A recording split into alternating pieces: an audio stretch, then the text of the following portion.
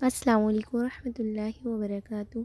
Welcome back to my YouTube channel. I hope so کہ آپ سب بہت خیریت سے ہوں گے انشاءاللہ العزیز۔ میں بھی بالکل ٹھیک ٹھاک الحمدللہ، آپ سب کی دعا ہے۔ اور میں پھر سے بہت ہی پیاری بات کے ساتھ آپ سبھی سے روبرو ہونے جا رہی ہوں، اور آج بہت ہی پیاری میں آپ لوگوں سے بات شیئر کرنے جا رہی ہوں کہ ہمارا جو رمضان مبارک کا جو مہینہ اسٹارٹ ہونے والا ہے انشاءاللہ پرسوں سے اسٹارٹ ہو جائے گا آئی تھنک، دیکھتے کنفرم تو مجھے کوئی آئیڈیا نہیں ہے، بٹ کیلنڈر میں تو یہی شو کر رہا ہے کہ کل سحری کرنی ہے اور روزہ پرسوں کا یعنی منگل کا روزہ ہوگا، یا آئی تھنک آج کا روزے مطلب آج سحری کرنی ہے کل روزہ ہوگا، آئی ڈونٹ نو، زیادہ مجھے کنفرم نہیں معلوم۔ تو پہلے روزے میں جو عبادات کرنی ہے، جو اذکار کرنے ہیں، اس کے حوالے سے میں آپ سبھی سے گفتگو کروں گی انشاءاللہ العزیز، اور آپ کو بتاؤں گی۔ تو چلتے ہیں ہم اپنے اذکار اور معاملات کی طرف۔ تو اس سے پہلے ہم درود شریف پڑھیں گے اور اللہ تبارک و تعالیٰ کا بھی ذکر کریں گے۔ اعوذ باللہ من الشیطان الرجیم، بسم اللہ الرحمن الرحیم۔ ربی یسر ولا تعسر وتمم بالخیر وبک نستعین یا فتاح ربی زدنی علما اللہم آمین یا رب العالمین۔ رب اشرح لی صدری ویسر لی امری واحلل عقدۃ من لسانی یفقہوا قولی رب زدنی علما آمین یا الہی آمین۔ اللہم صلی علی محمد وعلی آل محمد کما صلیت علی ابراہیم وعلی آل ابراہیم انک حمید مجید۔ اللہم بارک علی محمد وعلی آل محمد کما بارکت علی ابراہیم وعلی آل ابراہیم انک حمید مجید۔ تو ہمارا آج کا جو ٹائٹل ہوگا، پہلے روزے میں کیا اذکار کرنے ہیں اور کیا عبادات ہے، اس کے متعلق ہے نا۔ تو چلتے ہیں، بسم اللہ الرحمن الرحیم۔ پہلے روزے میں آپ نے پڑھنا ہے سب سے پہلے بعد نماز مطلب فجر کی نماز کے بعد اسماء الحسنی آپ نے پڑھنا ہے، یعنی اللہ تبارک و تعالیٰ کے نام مبارک پڑھنا ہے آپ نے۔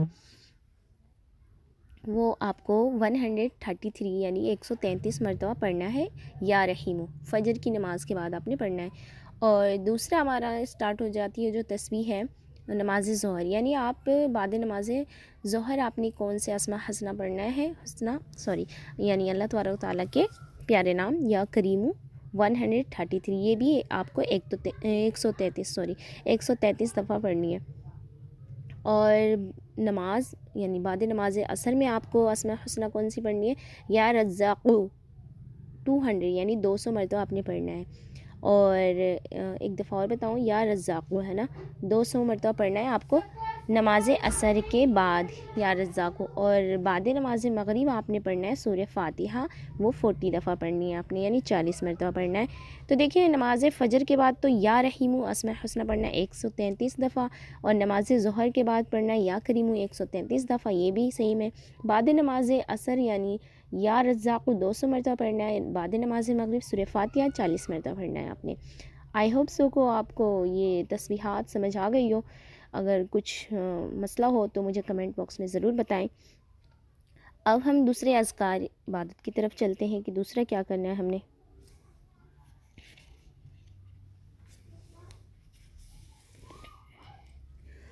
دوسرا ہمارے ہیں نماز عشاء۔ نماز عشاء کے بعد آپ نے سورہ آل عمران کی آیت نمبر 33 مرتبہ پڑھیں۔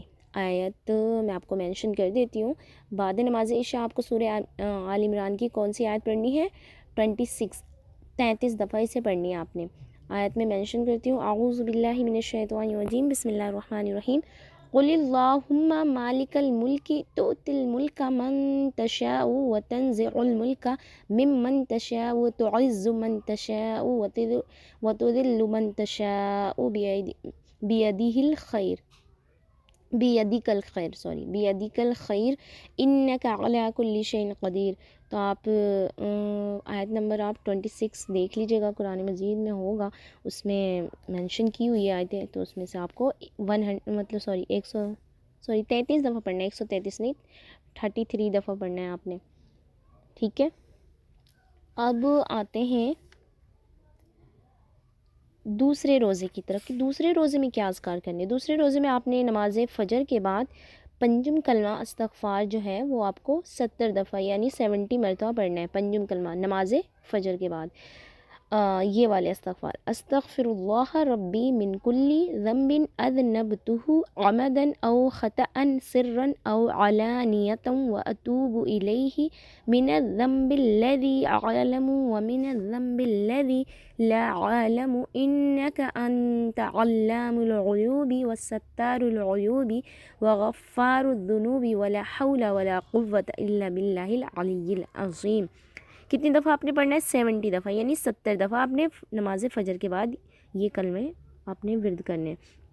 اور پھر نماز ظہر میں آپ نے پڑھنا ہے، یعنی نماز ظہر جو ہے اس کے بعد آپ نے سورہ فاتحہ یہ 40 دفعہ پڑھنی ہے، یعنی دوسرے روزے میں بھی سورہ فاتحہ آپ نے پڑھنی ہے 40 دفعہ، اور پہلے روزے میں نے مینشن کیا تھا کہ بعد نماز مغرب، یعنی نماز مغرب کے بعد آپ کو 40 دفعہ سورہ ابراہیم پڑھنی تھی، اور اب دوسرے روزے میں کیا ہے؟ نماز ظہر کے بعد 40 دفعہ یعنی 40 دفعہ سورہ فاتحہ پڑھنی ہے۔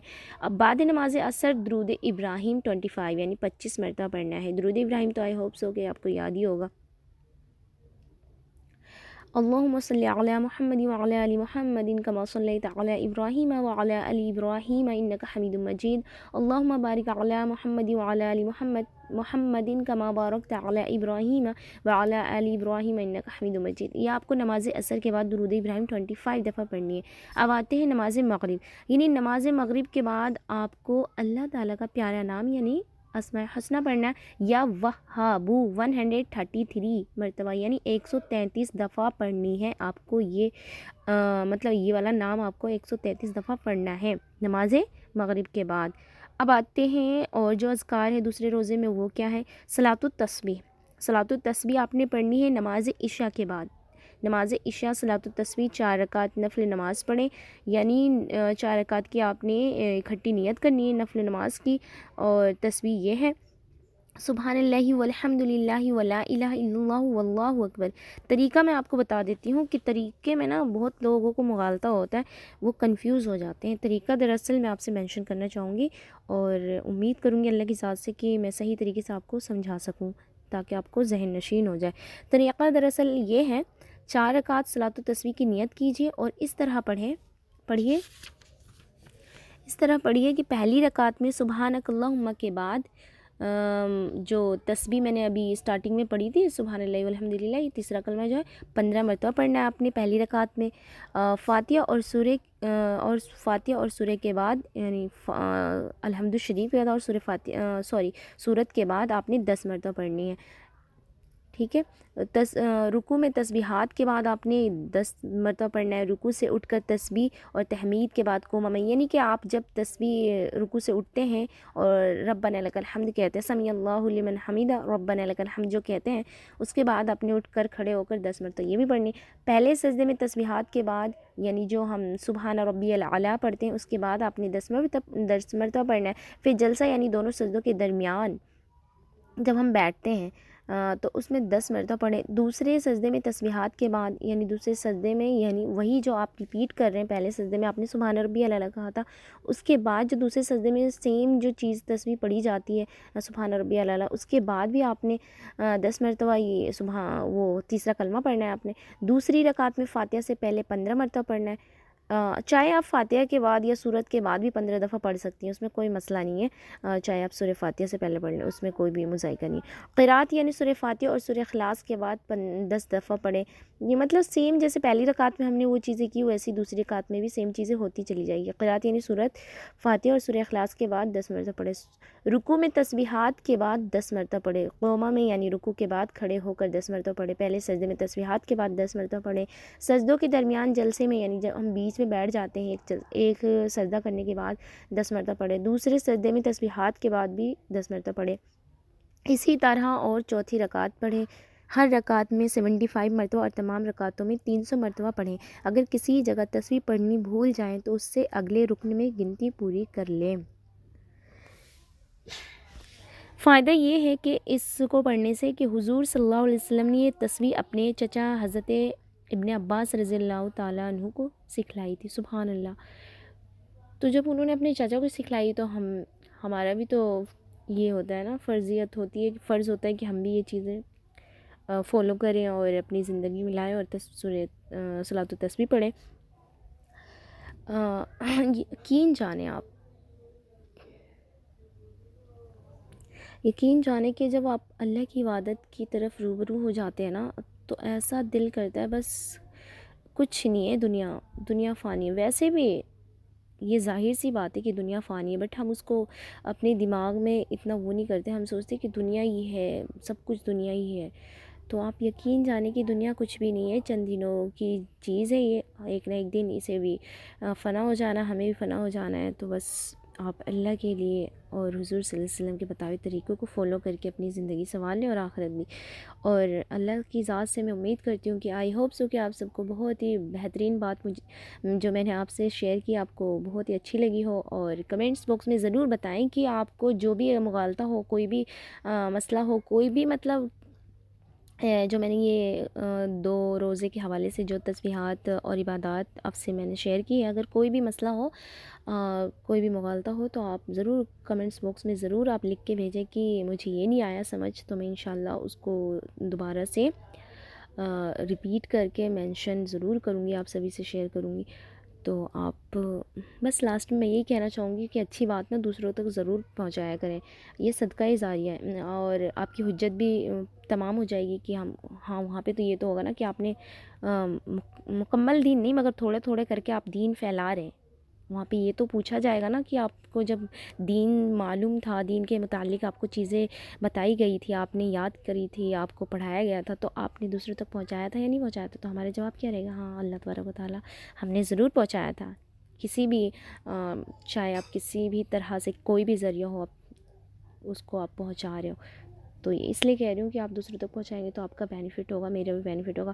میں یہ نہیں کہہ رہی ہوں کہ میرے چینل کا شو ہو، چینل بہت زیادہ وائرل ہو جائے، ایسا کچھ نہیں ہے، وائرل کرنے والی ذات اللہ ہے، اور میں نہیں چاہتی کہ میں وائرل ہوں، میں چاہتی ہوں میرا دین وائرل ہو جائے، کہ ہاں وہ بھی بہترین دین، یہ نہیں کہ بہت سارے لوگ ایسے ہیں پروپوگنڈا بنائے ہوئے ہیں یوٹیوب پہ کہ بہت اپنی فیک چیزیں بتا دیتے ہیں جو حدیث سے بھی نہیں ثابت ہے اور جو قرآن سے بھی نہیں ثابت ہے، وہ اپنی طرف سے من گڑت باتیں بھی کہہ دیتے ہیں۔ آئی ڈونٹ نو کہ ایسے لوگ کیوں کرتے ہیں، مجھے نہیں پتہ کہ ایسے لوگ کیوں کرتے ہیں۔ اللہ ایک ایک چیز کی فرشتوں کے ذریعے مینشن کروا رہا ہے، ہر چیزیں وہ لکھ رہا ہے، لکھوا رہا ہے کہ ہاں اس دن سب چیزیں آپ کے سامنے رجسٹر کھلتا چلا جائے گا کہ ہم نے کیا کیا کیا ہے۔ تو اللہ کی ذات کی پناہ مانگا کرے، اور ہر برے کام سے، ہر دین سے بھی حفاظت کی دعا کیا کرے، ہے نا، بہترین دین پھیلانے کی توفیق عطا فرمائے اللہ پاک کی ذات سے امید ہے، اللہ سے دعا بھی ہے کہ ہمیں بہترین دین پھیلانے کی توفیق عطا فرمائے۔ جو ہمارے صحابہ نے، جو ہمارے نبی کریم صلی اللہ علیہ وسلم نے ہم تک جو دین پہنچائے، وہی دین ہم اللہ تبارک و تعالیٰ کی مخلوق تک بھی پہنچائیں، یہی توفیق اللہ سے مانگنی چاہیے۔ آخر میں یہ کہوں گی کہ اللہ پاک مجھے صحیح بات اور صحیح دین پہنچانے، عمل کے ساتھ پہنچانے کی توفیق عطا فرمائے، اور آپ سبھی کو اس پر عمل اور مجھے بھی عمل کی توفیق عطا فرمائے۔ اور السلام علیکم ورحمۃ اللہ وبرکاتہ۔ اور پاک مہینہ آ رہا ہے، اور میرے لیے بھی دعا کرتے رہیے گا سب جنے، نہیں بھی کریے گا تو کوئی مسئلہ نہیں ہے۔ اور چلیں پھر آخر میں بس فقط والسلام۔